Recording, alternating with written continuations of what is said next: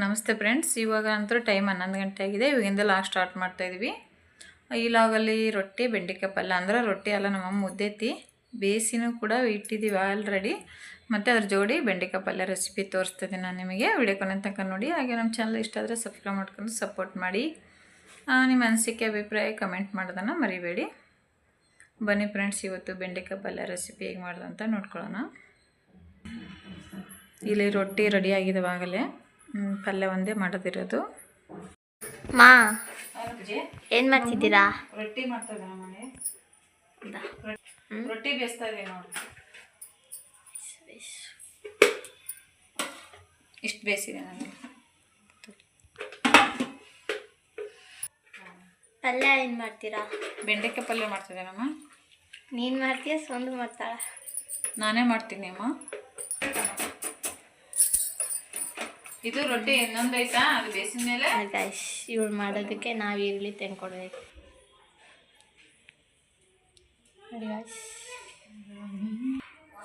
ನೋಡಿ. ರೊಟ್ಟಿ ಬೇಯಿಸೋದು ಆಯ್ತು. ಇವಾಗ ಪಲ್ಯಕ್ಕೆ ಬೆಂಡೆಕಾಯಿ ಹೆಚ್ಕೋಬೇಕು. ಇಲ್ಲಿ ನನ್ನ ಮಗಳು ಈರುಳ್ಳಿ ಟೊಮೊಟೊ ಹೆಚ್ಚಿಟ್ಟು ಹೋಗಿದ್ದಾಳೆ. ಇನ್ನೊಂದು ಸ್ವಲ್ಪ ಈರುಳ್ಳಿ ಹೆಚ್ಚಬೇಕು. ಸ್ವಲ್ಪ ಹೆಚ್ಚಿದ್ದಾಳೆ ಅವಳು. ಟೊಮೊಟೊ 2 ಹೆಚ್ಚಿದ್ದಾಳೆ. ಅವಳಿಗೆ ಬೆಂಡೆಕಾಯಿ ಹುಳಿ ಮಾಡಿದ್ರೆ ಅಷ್ಟು ಇಷ್ಟ ಆಗೋಲ್ಲ. ಬೆಂಡೆಕಾಯಿ ಪಲ್ಯ ಮಾಡಿದ್ರೆ ಭಾಳ ಇಷ್ಟ ನಮ್ಮ ಸೌಂದರ್ಯನಿಗೆ. ಅದು ಮಳೆ ಬೇರೆ ಇಟ್ಕೊಂಡತ್ತ, ಅದಕ್ಕೆ ಬಿಸಿ ಬಿಸಿ ರೊಟ್ಟಿ ಬೆಂಡೆಕಾಯಿ ಪಲ್ಯ ಮಾಡ್ತಾಯಿದ್ದೀವಿ ಇವತ್ತು.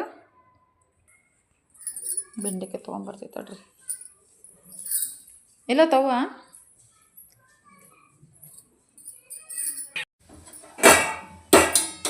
ಬೆಂಡೆಕಾಯಿ ಚೆನ್ನಾಗಿ ಹುರಿದವು ನೋಡಿ. ಬೆಂಡೆಕಾಯಿ ಇನ್ನು ಸ್ವಲ್ಪ ಹುರಿದ್ರೆ ಸಾಕಾಗುತ್ತೆ.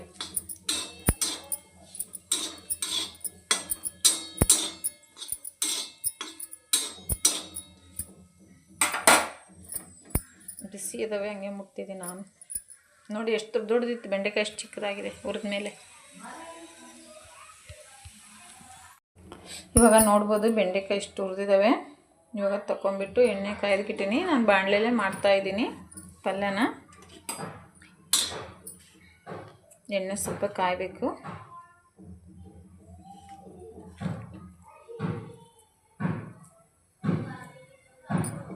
ಎಣ್ಣೆ ಕಾದಿದೆ.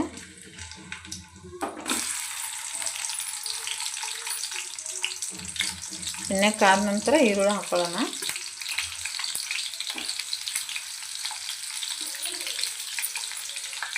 ಸ್ವಲ್ಪ ಚೆನ್ನಾಗಿ ಮಿಕ್ಸ್ ಮಾಡ್ಕೋಬೇಕು.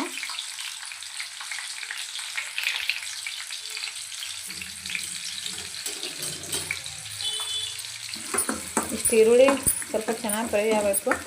ಇಷ್ಟು ಈರುಳ್ಳಿ ಸಾಕಾಗುತ್ತೆ. ಅದು ಬೆಂಡೆಕಾಯಿ ನೋಡಿ ಎಷ್ಟು ಕಮ್ಮಿ ಆಗಿದೆ ಹುರಿದ ನಂತರ. ಒಂದೇ ಈರುಳ್ಳಿ ಹೆಚ್ಕೊಂಡಿದ್ದೀವಿ ನಾವು.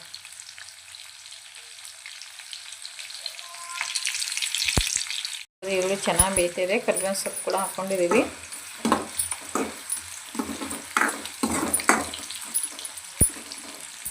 ಈಗ ಟೊಮೊಟೊ ಕೂಡ ಹಾಕ್ಕೊಂಡ್ಬಿಡೋಣ.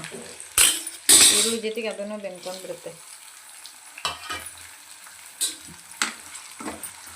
ಈರುಳ್ಳಿ ಒಂದು ಅರ್ಧ ಭಾಗದಷ್ಟು ಬೆಂದಮೇಲೆ ನಾನು ಟೊಮೊಟೊ ಹಾಕ್ಕೊಂಡಿದ್ದೀನಿ.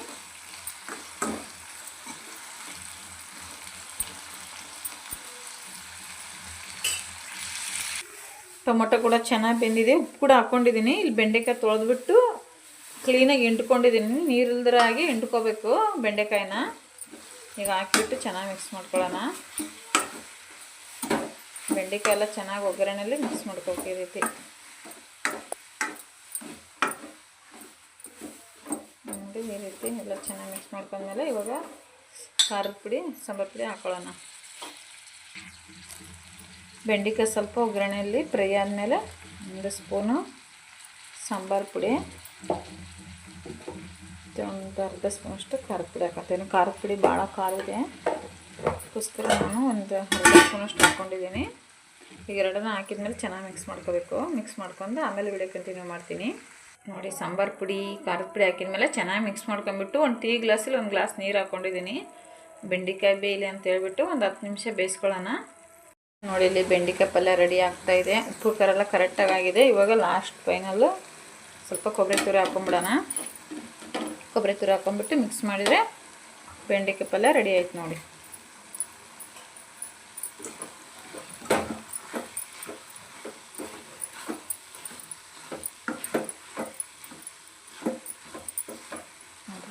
ಈ ರೀತಿ. ಇವಾಗ ನಾವು ಸ್ಟವ್ ಆಫ್ ಮಾಡಿ ಪಲ್ಯನ ತೆಳಗಿಳಿಸ್ಬಿಡ್ತೀವಿ.